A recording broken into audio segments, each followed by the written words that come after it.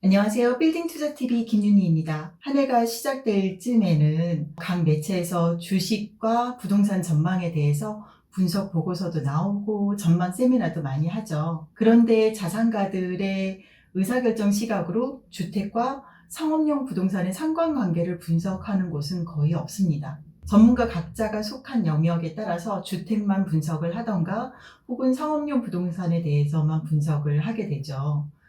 그러나 전체적인 자산 흐름의 메커니즘을 이해하고 왜 그런지를 이해를 해야 제대로 된 자산 흐름에 편승할 수 있습니다. 상업용 부동산의 디테일한 내용들은 연중 매번 제가 따로 분석을 하니까 이번 영상에서는 2026년을 시작하는 의미에서 주택과 상업용 부동산 전반적인 흐름을 한번 살펴보고자 합니다. 세 개의 파트로 나눠서 우선 주택시장 전반과 서울 아파트 가격 흐름을 예측하는 것으로 일부를 구성을 하고, 그리고 두 번째 파트에서는 주택과 상업용 부동산의 상관관계를 분석을 하고 왜 자산이 상업용 부동산으로 흐르는지, 이유가 단순히 금리 인하 때문인 건지 아니면 세금과 깊은 관계가 있는 것인지에 대해서 살펴보고자 합니다. 그리고 마지막 세 번째 파트에서는 빌딩 투자 지도라는 주제로 상업용 빌딩은 특히 서울에 어디에 투자를 해야 실패 없이 갈 수 있는지에 대해서 짤막하게 얘기를 나눠보도록 하겠습니다. 2026년 부동산 키워드는 단 하나입니다. 핵심 키워드는 초양극화예요. 이건 단순하게 서울과 지방의 격차 이야기가 아니고 서울 안에서도 또 같은 아파트 안에서도 구별로 자산의 급이 완전히 갈라지는 현상입니다. 과거에는 강남이 오르면 수도권이 오르고 지방이 따라 오르는 그런 순서대로 돌아갔죠. 우리는 이거를 확산효과라고 부르기도 했어요. 하지만 2026년도부터는 이 공식이 완전히 깨집니다. 이제는 오르는 자산만 오르고 안 오르는 자산은 영원히 안 오르는 디커플링 현상이 고착화되는 시기로 보고 있습니다. 2026년 부동산 시장 기회는 상승이 아니라 선별에 있다라고 봤습니다. 경기 불황의 장기화는 이미 예견되어 있는 현상이고, 이러한 불황기에는 모든 부동산이 안전자산이 아니라 선별된 자산만 안전자산이 됩니다. 경기 불황이 계속되고 공실률이 높아지는 곳들은 더욱 공실이 늘어날 것이고, 공실을 줄이기 위해서 임대료를 낮추는 현상이 악순환이 반복될 것으로 보입니다. 부동산에서 임대료가 떨어진다는 것은 치명적이기 때문에 공실률도 낮고 임대료가 하락하지 않는 핵심지로 자금은 안전한 곳을 찾아서 이동하게 될 거예요. 이런 현상이 자금의 규모가 커지면 커질수록 안전자산 선호도는 훨씬 더욱더 높아지기 때문에 이런 현상은 더 가속화될 것으로 보고 있습니다. 큰 자산은 하이 리스크, 하이 리턴보다는 안정성을 더욱 중요한 투자 지표로 삼기 때문에 불황기일수록 핵심지로 자금이 몰리는 현상, 이런 현상, 디커플링 현상이 지속될 것으로 보고 있습니다. 디커플링의 구조적 원인, 또 다른 원인은 건축비 상승을 들 수 있겠습니다. 효율성이 나오는 곳 개발, 이게 도대체 무슨 말일까요? 건축비는 우리가 다 알고 있듯이 토지 비용 외에도 원자재 가격, 그리고 인건비가 또 들어가게 되죠. 원자재 가격도 지속적으로 상승하고 있고 인건비도 지속적으로 상승하고 있습니다. 한 번 올라간 인건비가 다시 떨어지는 경우는 없어요. 이런 식으로 원가 구조가 탑 위에 또 탑을 쌓듯이 점점 높아지기만 할 것입니다. 게다가 선진국으로 진입하면 할수록 산업재해에 대한 규제가 점점 심화되고, 이는 공사기간 연장으로 금융비용이 기하급수적으로 늘어나게 되는 원인이 되기도 합니다. 그러면 이 모든 것들이 공사 원가에 다 포함이 되겠죠. 그러면 재건축을 하려고 해도 이런 높아진 건축비를 부담할 수 있는 곳들만 재건축을 할 것 같습니다. 아파트를 예를 들면 초과 분담금을 감당할 수 있는 여력이 있는 곳들 위주로 재건축이 되고 있죠. 이거를 상업용 빌딩에 적용을 하면 상업용 빌딩 같은 경우에는 건축비 투입 대비 가치 상승 여부에 따라서 재건축 혹은 리모델링 실행 여부가 결정될 것입니다. 지역별로 평당 건축비가 달라지는 것도 아닌데 임대료는 그 지역에서 감당할 수 있는 수준에 따라서 또 달라지기도 하잖아요. 건축비는 그대로인데 임대료는 그 건축비를 상쇄할 수 있을 만큼 따라가기도 하고 못 따라가기도 한다. 그럼 배우지의 소비 여력을 봐야 될 거예요. 배우지의 소비 여력이 약해서 투입된 건축비만큼 임대료 상승이 안 된다면 리모델링도 아무래도 주저주저하게 되겠죠. 그러면 소비력이 약한 지역은 리모델링도 힘겨워할 것이고, 반대의 경우는 리모델링뿐만 아니라 건축의 미학까지 가미한 차별화된 건물을 신축도 잘 할 수도 있을 거예요. 그러면 그에 따라서 도시 풍경이 완전히 달라지고 격차도 더 벌어지게 될 거로 보입니다. 상업용 빌딩에서는 우량 자산과 비우량 자산에 대한 디커플링 현상이 더욱 극심하게 나타나는 이유 중에 하나가 바로 이러한 건축비라고 보기 때문에, 효율성이라고 잠깐 말씀드렸는데, 그렇게 효율성이 나오는 곳들은 리모델링이나 재건축을 하게 될 것이고, 효율성이 떨어지는 곳들은 재건축을 안 하게 되는 가장 큰 원인이 건축비로 보고, 이 건축비가 점점 더 디커플링 현상을 부추기는 원인이 될 걸로 저는 생각을 합니다. 경기 불황 그리고 건축비 상승 등의 요인에 의해서 서울 핵심지라던가, 그리고 인프라가 잘 완비된 지역, 그리고 리모델링이 잘 된 빌딩들의 가격은 더욱 자금이 집중돼서 이런 식으로 가격이 높아지는 현상이 지속될 것으로 보이고, 지방이나 아니면 인프라가 미비된 지역 또는 낮은 품질의 빌딩들은 가치가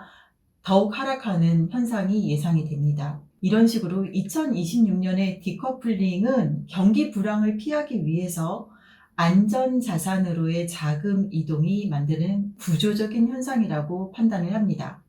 이는 황금성으로 이어지고, 그리고 부동산처럼 황금성이 무거운 재화는 팔고 싶을 때 팔 수 있느냐가 투자의 핵심이 되겠습니다. 기사를 잠시 보실까요? 이를 뒷받침하는 실증적인 근거가 KB부동산 월간 통계에 발표된 서울 아파트 5분위 배율 추이를 보면 더욱 극명하게 나타납니다. 서울 상위 20%의 아파트 가격과 하위 20%의 가격 차이가 2021년도에는 4.2배 차이가 났었는데, 2025년도 12월에는 6.9배로 역대 최대치를 기록했습니다.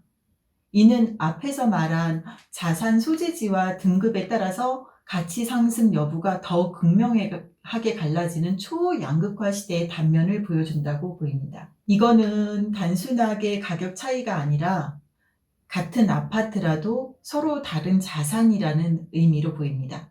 특히 현금화가 더 어려운 자산인 빌딩 같은 경우에는 꼭 먼저 드리는 질문이 있어요. 이 자산을 정말 내가 팔고 싶을 때 팔 수 있습니까? 라고 여쭤봅니다. 2026년 시장에는 이 질문에 예라고 자신있게 답할 수 있는 자산만 살아남고, 바로 그것을 안전자산이라고 판단할 수 있겠습니다. 이제 양극화의 정점에 서 있는 서울의 아파트 가격은 과연 26년도에도 오를 수 있을까 하는 질문입니다. 많은 분들이 집값은 이미 너무 많이 오른 상태인데, 대출 규제도 심하고, 그리고 경기도 어려운데 누가 집을 사느냐, 받아줄 세력이 없다라고 합니다. 그런데 공급을 보면 전혀 다른 이야기가 나옵니다. 국토부 통계를 보면 2013년부터 2020년 평균 공급 물량은 35,810호입니다. 자, 평균 대비 지난 4년에서 5년간 얼마나 줄었는지를 한번 살펴보겠습니다. 지난 4, 5년간 그래프를 보시면 약 30%에서 40% 정도가 감소한 것을 확인할 수가 있습니다. 특히 2025년도에는 평균 공급 물량의 평균 대비 100% 대비 34%밖에 공급이 안 돼서 입주 시까지의 시차를 감안하면, 특히 2026년도에 서울 신축 아파트 입주 물량은 그야말로 공급 쇼크 수준이라고 보입니다. 공급이 막히면 신축의 희소 가치는 폭발하겠죠. 그러면 서울 아파트 적정 수요 대비, 주택 수요 대비 공급량을 한번 살펴보도록 하겠습니다. 국토연구원이 발표한 서울시 적정주택 수요는 연간 4만 7천 호로 추정됩니다. 이 빨간 선은 연간 4만 7천 호로 서울시 적정주택 수요량입니다. 그런데 이 파란색 공급선을 보시면 지난 10년 동안 적정 수요량인 4만 7천 호를 단 한 번도 적정하게 공급한 적이 없어요. 적정 수요 이상 공급을 하지 못했고 특히 21년도와 그리고 25년도 11월까지 통계가 나와 있네요. 21년도와 25년도에는 점점 그 수가 공급량이 감소하다 못해서 특히 작년에는 극심한 공급 가뭄이 있었습니다. 이 그래프는 지난 10년간 국토교통부에서 발표한 서울시 주택 공급 물량하고 아래 막대 그래프가 서울시 주택 공급 물량이고요. 위에 주황색은 전세 가격 지수이고 그리고 파란색은 매매 가격 지수입니다. KB가 발표한 매매 가격 지수와 전세 가격 지수인데요. 이 두 개를 결합해서 보니까 공급량이 매매 가격과 전세 가격에 미치는 영향이 극명하게 드러납니다. 특히 21년도와 25년도에 공급 물량이 평균치의 30%밖에 공급이 안 됐다라고 했잖아요. 그때는 어떻게 되었는지 확인을 해보겠습니다. 이런 식이죠. 21년도에 공급 물량이 확 줄었더니 전세 가격과 매매 가격이 급등한 현상들이 나타났고 25년도에도 역시 마찬가지로 동일 현상들이 나타났습니다. 그리고 여기에 하나가 더 겹쳐지는데요. 바로 올해 예견되어 있는 금리 인하입니다. 올해 추가로 금리가 인하될 것으로 예상하고 있잖아요. 그런데 한국은행과 국토연구원의 분석에 의하면 금리가 1포인트 하락할 때 주택 구매 의사 욕구는 12.5% 증가한다라고 합니다. 정리하면 이 구조입니다. 공급은 줄어들고 대출 부담도 줄어들고 그리고 수요는 늘어난다. 이 조합은 과거에도 그리고 지금도 앞으로도 가격을 만들 수 없는 구조입니다. 단 여기서 다시 한번 강조하지만 모든 지역이 아니라 앞에서 말씀드린 디커플링의 원인 때문에 오르는 지역만 더욱 오르는 현상은 심화될 것으로 예상됩니다. 특히 가장 선호하는 지역의 신축 아파트는 자산가들에게는 하나의 트로피와 같아서 가지지 못하면 더욱 열망하게 되고 그리고 가격보다도 그 욕망으로 인해서 더 끌어올리는 힘이 강하게 돼서 하위 20%와의 갭 차이가 더욱 커지게 될 것입니다. 그럼 이러한 금리 하락이 상업용 빌딩, 특히 서울에 있는 빌딩에 미치는 영향을 잠깐 보겠습니다. 현재 서울 빌딩 투자는 단기 수익률을 쫓기보다는 입지, 희소성, 그리고 장기 보유했을 때 가치가 상승하느냐에 집중하는 전형적인 가치 투자 국면에 들어서 있습니다. 공실이 적고 입지가 검증된 지역의 빌딩은 이미 얼마를 임대 수익으로 벌 수 있느냐보다는 앞으로 얼마가 오를 것이고 그 기간 동안 오르는 기간 동안 과연 버틸 수 있느냐가 더욱 중요해졌습니다. 하지만 그렇다고 해서 상업용 빌딩에서 금리 영향을 무시할 수 있을까요? 절대로 아닙니다. 금리 상업용 빌딩에서는 수익률하고 연관되기 때문에 아무리 가치 투자를 중시한다 하더라도 그 버티는 힘도 중요하기 때문에 수익률을 안 볼 수는 없죠. 그 중심에는 또다시 금리가 나오게 됩니다. 상업용 빌딩의 투자의 핵심은 캡레이트, 즉 수익률과 금리의 관계입니다. 보시는 것처럼 지난 고금리 시대에는 부의 레버리지라고 해서 금리가 워낙 높을 때는 임대료를 받아도 그 월세로 대출 이자를 커버할 수 없는 마이너스의 레버리지가 발생했습니다. 그런 마이너스 구조였다라고 한다면 고금리 시대 얘기고요. 지금은 정의 레버리지, 플러스 레버리지가 나오는 구간에 들어왔습니다. 특히나 올해 26년도에 예견된 금리 인하가 본격적으로 시작된다라고 한다면 과거의 마이너스 레버리지의 상황은 이제 완전히 정반대로 달라집니다. 조달금리가 하락하면 드디어 내가 받는 월세가 이자보다 많아지는 정의 레버리지 구간에 이런 식으로 진입을 하게 되는 거죠. 금리가 하락하면 이자 부담이 줄어들고 캔레이트과 그리고 금리 간 스프레드가 다시 벌어집니다. 이때부터는 레버리지가 부담이 아니라 무기가 될 수도 있습니다. 이렇게 오래 예고되고 있는 금리 하락은 유동성 팽창의 기폭제가 될 것입니다. 금리를 인하하면 시중의 유동성은 다시 한번 투자할 곳을 찾아서 표류하겠죠. 일부는 국내외의 주식으로 투자가 될 것이고, 그리고 금이나 원자재, 달러 같은 선물, 현물에 투자를 하거나 또 많은 자금은 다시 한번 부동산으로 흘러 들어올 것입니다. 그런데 부동산으로 흘러든 자금 중 아파트로 가는 것이 환금성도 좋고 세금을 고려했을 때 사실 가장 현명한 투자가 되겠습니다. 그런데 자산가의 트로피로 여겨지는 100억짜리 아파트 한 채 사고 나면 남는 자금은 어디로 갈까요? 그 거대 자금들은 생각보다 아파트 사고 나면 남는 곳은 어디로 갈지가 다 주식으로 가거나 아니면 다 선물 옵션으로 가거나 하지는 않습니다. 가장 확실한 투자처인 아파트를 여러 채를 사고 싶어도 우리나라는 주택에 투자하는 것을 세금 그리고 대출로 규제를 하고 있기 때문에 여러 채를 살 수가 없습니다. 시중에 넘쳐나는 풍부한 유동성이 규제를 피해서 풍선 효과로 일부는 미국의 타운하우스나 콘도미니엄과 같은 주택으로 이동을 하기도 하고, 하지만 또 그게 쉬운 것은 아니에요. 부동산이라는 것은 특히나 자금은 관리하기 편한 곳에 있어야 되는데 해외에 특히나 미국에 부동산 특히 주택은 규제가 덜하다고 해서 자금이 마냥 그리로 가기가 쉽지가 않은 것은 관리에 불편함들 때문입니다. 그래서 다시 한번 회귀하는 국내의 부동산으로 회귀하는 현상들이 최근에 벌어지고 있고요. 그래서 부동산으로 투자되는 상당 부분은 상업용 부동산으로 다시 들어오고 있습니다. 여러분, 돈은 길이 막히면 높은 곳에서 낮은 곳 이렇게 흐르는 게 아니라 규제가 덜하고 수익이 확실한 곳으로 흐릅니다. 핵심지 아파트 한 채는 가장 확실한 투자 수단은 맞습니다. 그런데 투자의 성패는 얼마가 올랐느냐 이거보다는 얼마를 내 손에 쥐느냐의 문제입니다. 그 중심에는 세금이 있죠.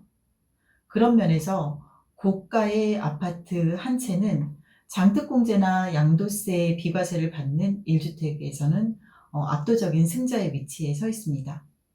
하지만 여기서 보시다시피 다주택을 보유할 경우에 어떤 일이 벌어지나요? 바로 주거용 부동산 다주택을 보유하는 순간 취득세 중과세, 그리고 보유하고 있는 동안에 보유세 증가, 그리고 양도세도 양도세 중과세가 폭탄으로 떨어지네요. 그리고 대출 규제가 있습니다. 그래서 풍선 효과로 고액 자산가들은 규제가 덜한 곳을 찾아가는데 그게 바로 상업용 부동산입니다. 규제도 덜하고 RTI 규제를 받기 때문에 개인이 받는 DSR 규제보다는 대출에서 좀 더 자유로울 수 있습니다.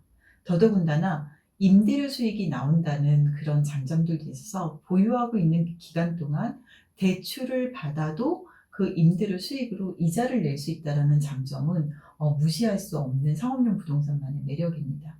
그리고 가장 매력적인 부분들은 바로 이 부분이에요.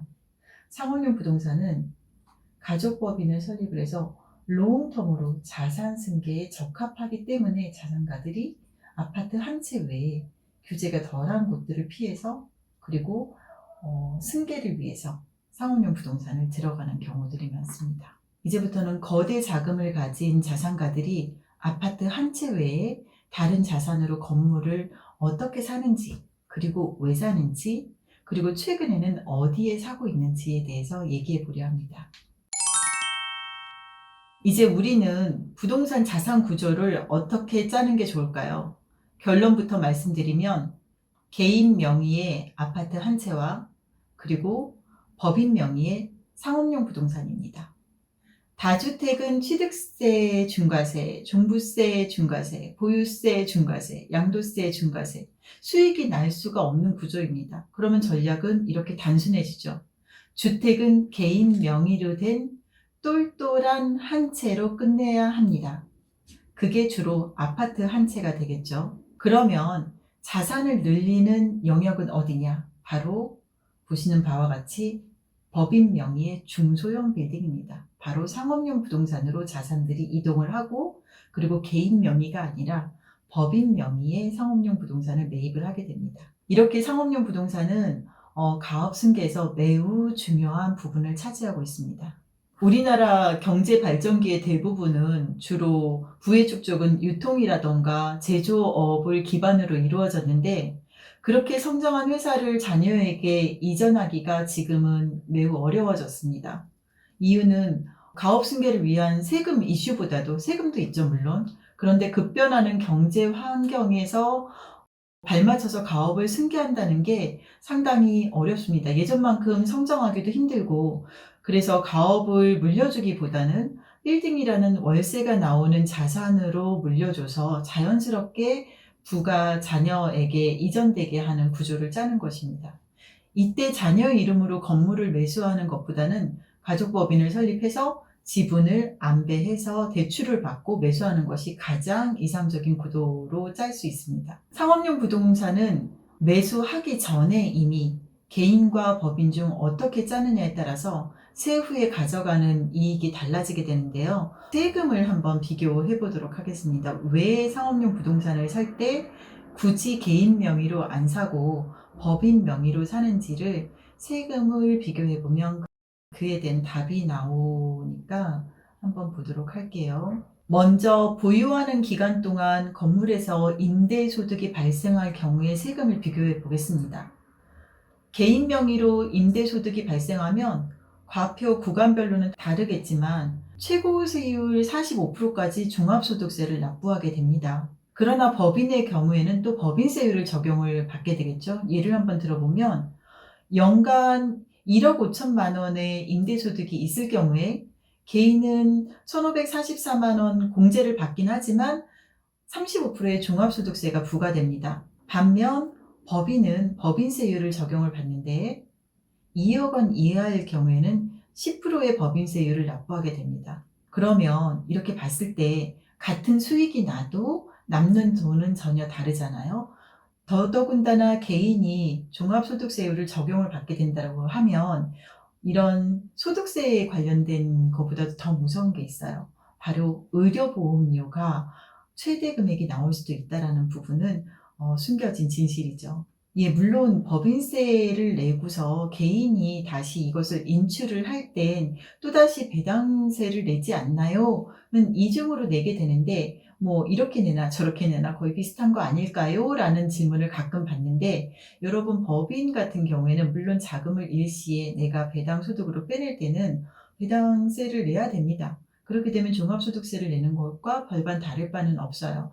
하지만 종합소득세는 그 해에 일시에 부과된다라고 하는 반면 법인세는 법인이 이익을 이월할 수도 있잖아요. 그리고 찾아가는 배당 구간을 적절하게 안배를 해서 가져갈 수가 있기 때문에 실제적으로 개인이 법인에 있는 자금은 개인이 빼내갈 때 세율이 낮은 구간들을 찾아서 안배를 해서 적정하게 배분해서 빼낼 수 있다는 장점이 있습니다. 그리고 또 다른 장점은 물론 부동산 법인 같은 경우에 장기에 걸쳐서 자산을 이전한다는 목적으로 운영되잖아요.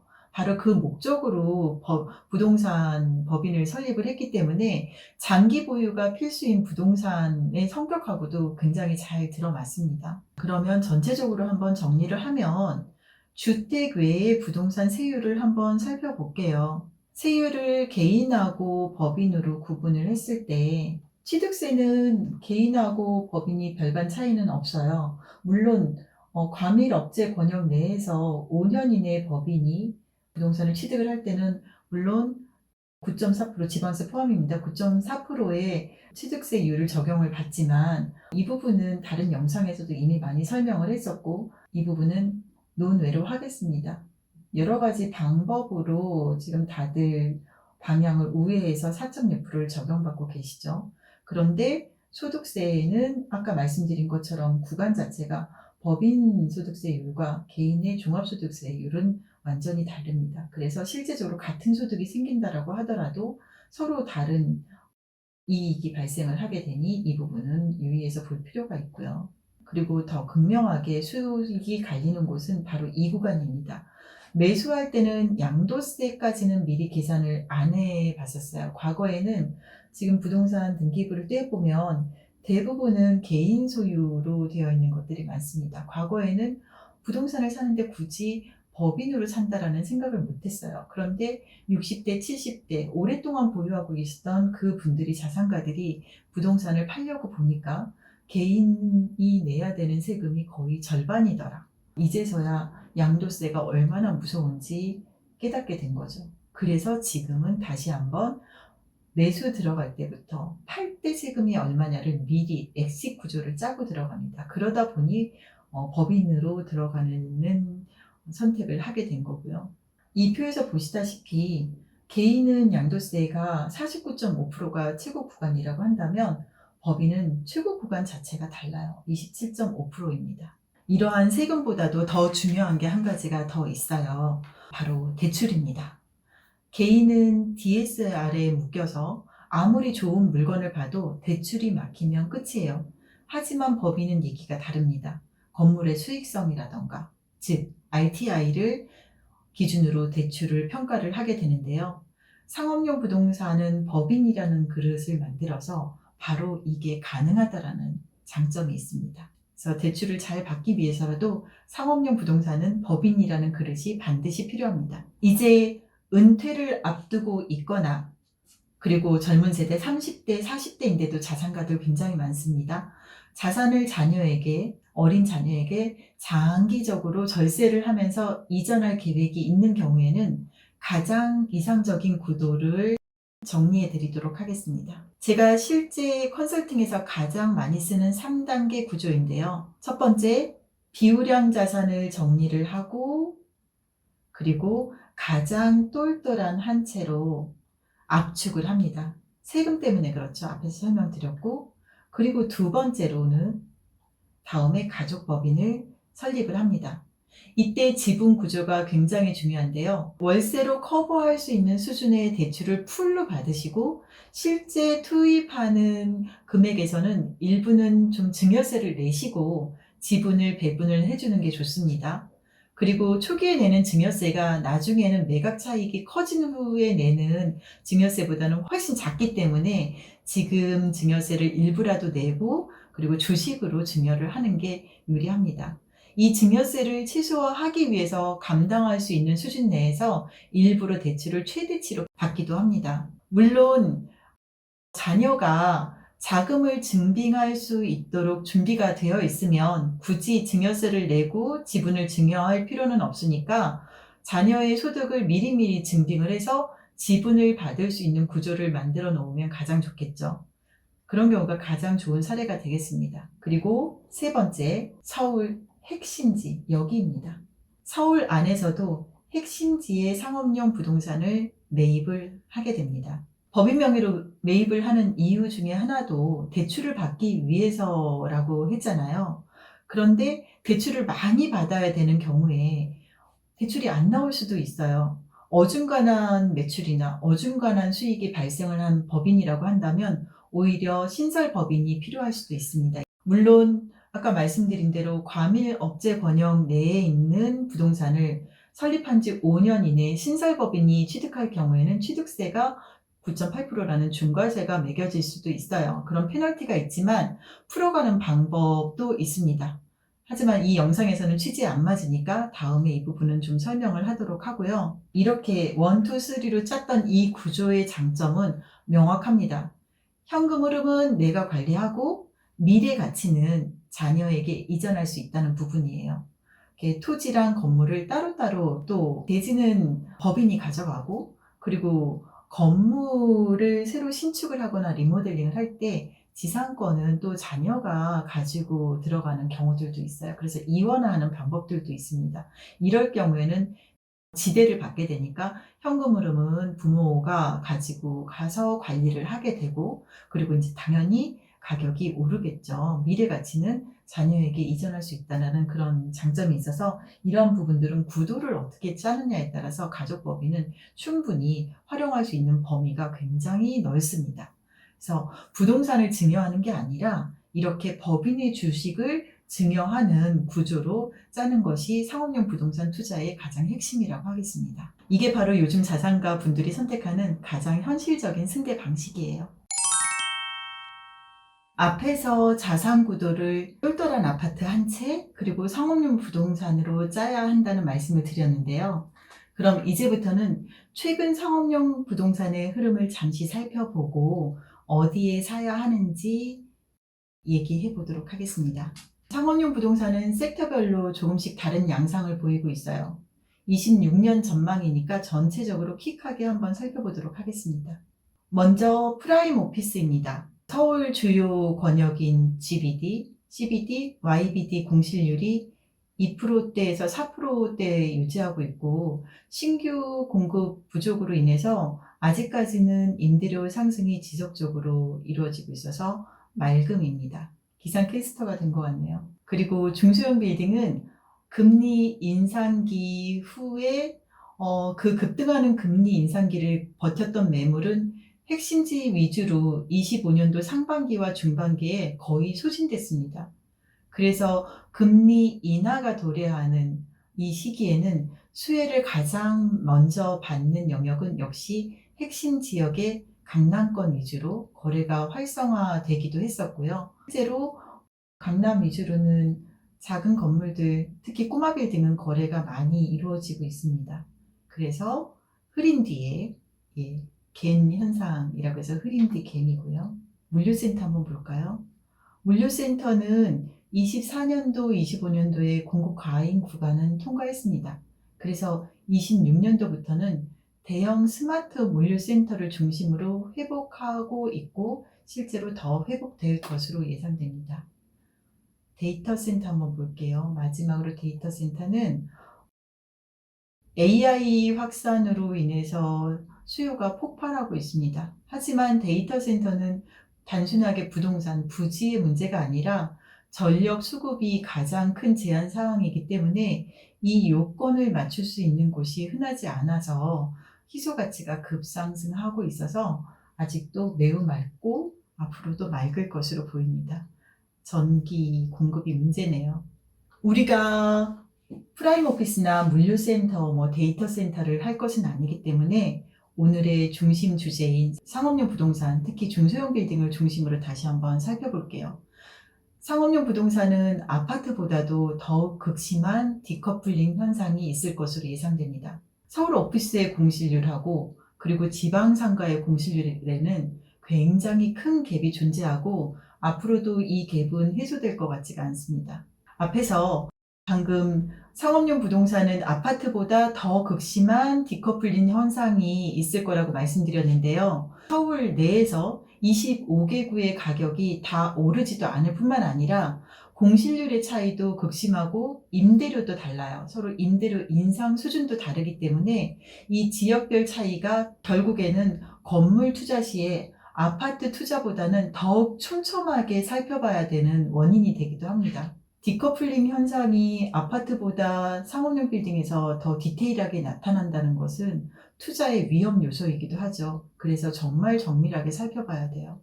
여러분들 우리 주변에 이제 자동차를 타고 가거나 걸어갈 때 대로변에 보시면 대로변 바로 이면에 많이 보이는 일반 건축물들 있잖아요. 많이 보셨을 텐데 서울시에 이런 건물들이 얼마나 분포되어 있는지 궁금하시지 않나요? 저는 궁금해서 한번 GIS에 넣어봤습니다. 이런 식으로 주택이랑 집합 건물을 제외한 중소형 빌딩만 서울시에 어떻게 분포되어 있는지 한번 뽑아봤어요. 여기 표에 보시면 빨간색이 진할수록 중소형 빌딩이 많이 밀집되어 있는 곳입니다. 강남권역이 가장 많이 밀집되어 있고 그 다음이 두 번째가 마포예요. 그리고 종로하고 중구가 속한 도심 권역이 그 다음이고 그리고 관악 권역이 유의미하게 밀집되어 있는 것이 보입니다. 그래서 서울시 25개구 전체적으로 봤을 때 외곽으로 가면 갈수록 색깔이 흐려지죠. 강남을 중심으로 해서 가장 일반 건축물들이 많이 몰려있는 곳입니다. 그런데 이거를 이렇게 말고 그래프로 한번 쭉 일렬로 세워봤어요. 그래프로 일렬로 25개구를 세워보니까 역시 강남구가 가장 많네요. 강남구. 그리고 두 번째로 많은 게 서초구. 그리고 세 번째가 송파구. 예, 역시 강남, 서초, 송파에 중소형 빌딩이 가장 많이 밀집되어 있는 게 보입니다. 거의 강남 권역은 전체 25개 구에서 한 26% 정도를 차지하고 있어요. 굉장히 높은 분포죠. 그런데 이 지역이 이렇게 높은 것은 경제 활동의 영향, 그리고 안정적인 투자 환경의 결과로 볼 수 있습니다. 지금도 강남권은 대로변뿐만 아니라 이면, 그러니까 이면이라고 하면 주택가예요. 2종 일반 주거 지역이 몰려있는 3종을 넘어선 2종 일반 주거 지역의 저 안쪽까지도 주택을 근린생활시설로 용도 변경을 하거나 재건축을 하고 있어서 이 숫자는 앞으로도 더 늘어날 것으로 보입니다. 그리고 여기 보시는 관악구가 눈에 보이는데요. 강남, 서초, 송파 다음으로 관악구가 4위를 차지를 했어요. 그 다음에 이제 마포가 관악구보다는 일반 건축물이 좀 적은데, 관악구는 서울대학교 같은 대규모 큰 대형 대학이 위치하고 있고, 대학가 중심의 상업시설 수요가 좀 있겠죠. 그래서 빌딩 수가 높게 나타난 것을 확인할 수가 있습니다. 그러면 서울시 내의 중소형 빌딩 분포를 이렇게 재미있게 봤다면 많이들 궁금해하시는 질문이 있죠. 그래서 어디를 사야 합니까? 입니다. 투자 지표로 우리가 검토해 봐야 될 것들은 임대료 지수 변동 상황, 그리고 지역별로 공실률 현황입니다. 임대료 지수 변동 현황은 상업용 부동산은 임대료가 상승해야 당연하게 건물 가치가 상승을 하기 때문에 꼭 봐야 되는 부분이고요. 임대료를 캡레이트로 환산을 하면 건물 가치가 평가가 되죠. 그렇기 때문에 임대료는 꼭 봐야 되는 부분입니다. 그리고 공실률은 꼭 봐야 되는 이유가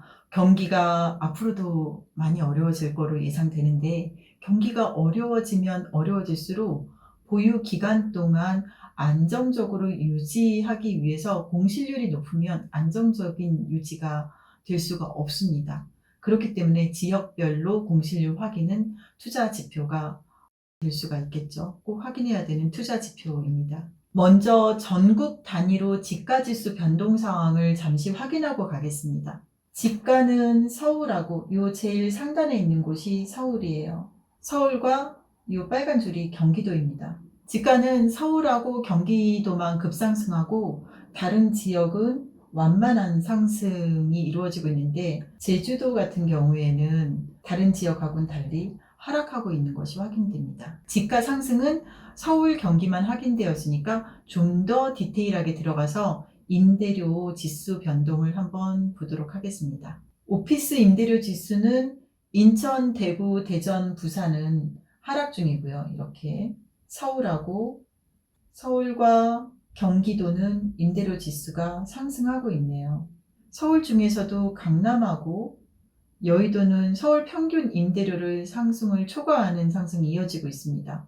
이거는 오피스의 임대료 지수 변동 사항인데, 소규모 상가랑 중대형 상가의 임대료도 지역별로 이와 거의 유사한 추이를 보이고 있어서 여기서는 안 보여드렸어요. 임대료 지수가 상승하는 지역은 당연히 공실률도 낮겠죠. 자, 이제 공실률도 유형별로 한번 살펴보겠습니다. 지표들은 모두 25년도 3분기를 기준으로 봤습니다. 먼저 오피스 공실률을 한번 살펴볼까요? 아까 앞에 임대료 지수에서도 봤는데, 인천은 임대료 지수가 하락하는 거에서 짐작하셨다시피 지금 이거 보시는 바와 같이 이 빨간 막대 그래프가 인천 지역입니다. 전국에서 가장 높은 공실률을 보이고 있습니다. 서울 기준으로 보겠습니다. 초록색이 서울이고요. 오피스 공실률은 서울은 평균 5.3%입니다.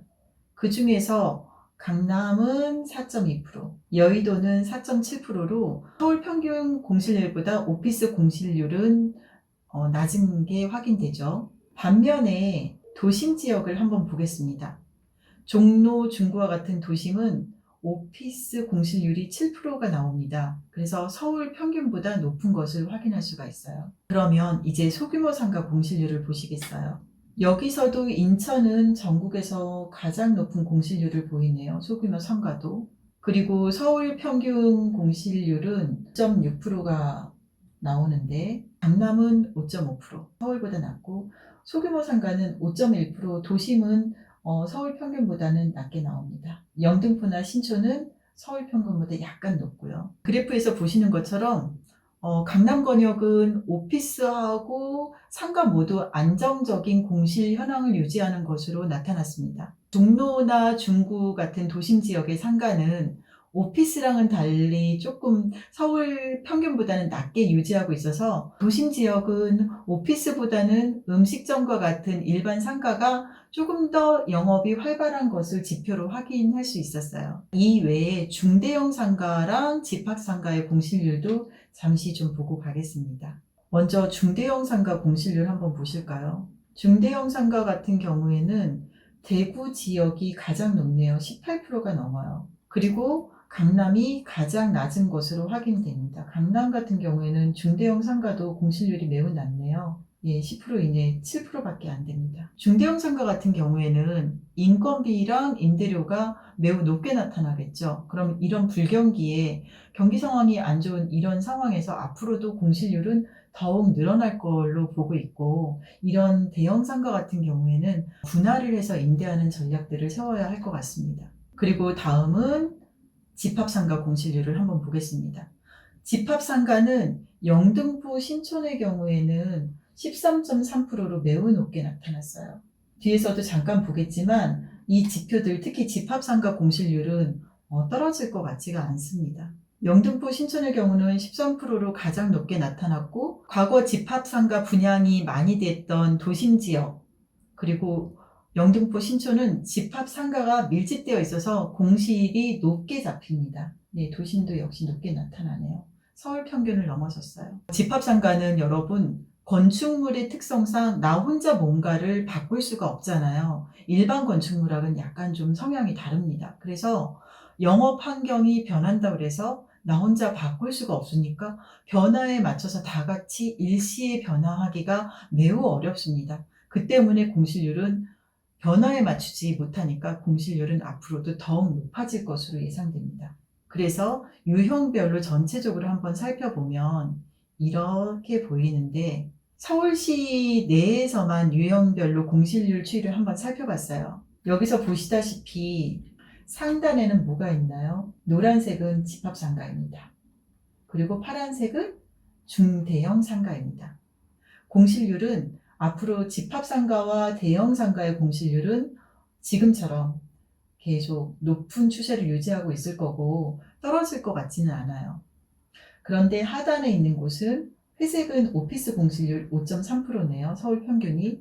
그리고 주황색은 중소형 상가입니다. 소규모 상가 6.6%인데 약간 높아진 거예요. 전체적으로 봤을 때 오피스 공실률은 지속적으로 하락하지만, 여기서 보시다시피 주황색 등락이 좀 심한 것을 확인하실 수 있잖아요. 상가의 경우는 경기 여파를 많이 타기 때문에 이런 현상이 나타나는 것입니다. 앞으로 경기가 안 좋을 것으로 예상되기 때문에 먹자 골목으로 대표되는 소규모 상가가 많이 밀집되어 있는 지역의 상가 건물 같은 경우에는 공실 여파를 피해갈 수가 없습니다.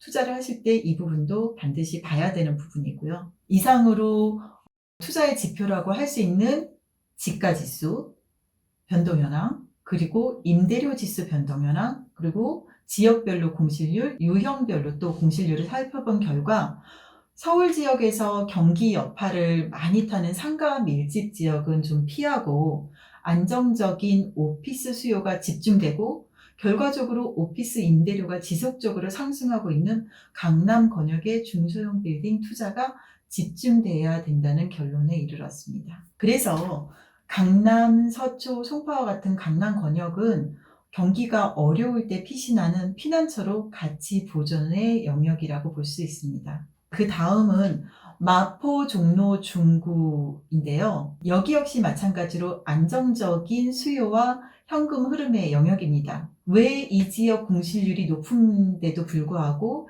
다시 주목해야 하는지는 다음에 기회가 있으면 이 부분만 집중적으로 영상으로 말씀드리도록 하겠습니다. 그리고 제가 2026년 기준으로 가장 현실적인 기회 구간으로 보는 지역은 바로 송파구와 강동구입니다. 송파구와 강동구의 이면 빌딩은 아니고요. 자금이 허락한다면 대로변 빌딩입니다. 특히 강동구는 가보시면 아직 조용해 보여요. 많이 노후화되어 있고 리모델링이나 재건축이 덜 되어 있는 지역이기도 합니다. 그런데 지난번 영상에서 설명드린 바와 같이 교통의 중심축이 삼성역으로 집중되고 있고, 그리고 잠실 마이스가 계속 속속 진행되고 있기 때문에 강동은 삼성역, 잠실 개발의 배후 지역으로 법인 사옥의 이전 수요가 점점 증가하고 있기 때문에 주목해서 봐야 하는 지역으로 꼽았습니다. 대신 이러한 개발 이슈들이 있음에도 불구하고 모든 개발은 시차가 있습니다. 개발 시차 때문에 아직은 낙후된 지역으로 보이기 때문에 평당가는 다른 지역에 비해서 낮게 책정이 되어 있고요. 그렇기 때문에 이러한 경기의 불황기를 잘 활용을 해서 선점이 가능한 지역이 바로 송파구, 강동구, 대로변이라고 보고 있습니다. 마무리하겠습니다. 2026년은 자산을 무작정 늘리는 해가 아닙니다. 자산을 안전한 자산으로 바꾸는 해입니다. 정리해야 될 자산, 그리고 가져가야 될 자산을 좀 구분을 하고, 그리고 새로운 구도로 담아야 할 자산은 확실하게 담는 그런 해라고 보고 있습니다. 이 세 가지를 명확하게 구분하셔야 합니다. 새해를 맞아서 전체적으로 시장 방향성을 쭉 훑어보는 시간을 가졌습니다. 긴 영상 시청해 주셔서 감사하고요. 오늘의 이 영상이 여러분의 자산을 구도를 다시 짜고 방향성을 정리하는 데 도움이 되셨으면 좋겠습니다. 감사합니다.